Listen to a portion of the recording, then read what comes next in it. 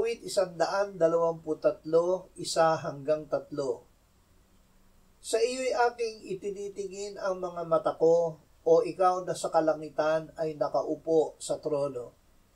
Gaya ng mga mata ng mga alipin na nakatingin sa kamay ng kanilang Panginoon, gaya ng mga mata ng alilang babae na nakatingin sa kamay ng kanyang Panginoong babae, gayon tumitingin ang aming mga mata sa Panginoon naming Diyos, hanggang sa siya'y maawa sa amin.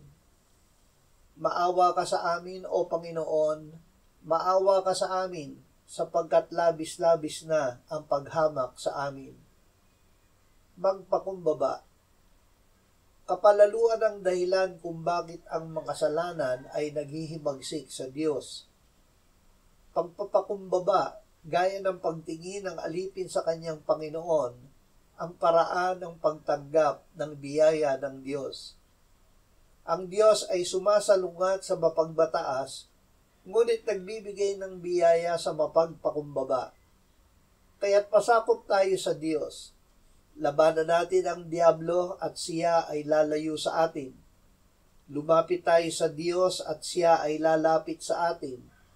Maglinis at magpakabanal tayo. Ipabighati natin ang ating mga kasalanan. Magpakumbaba tayo sa harapan ng Panginoon at kanyang itataas tayo. Kanyang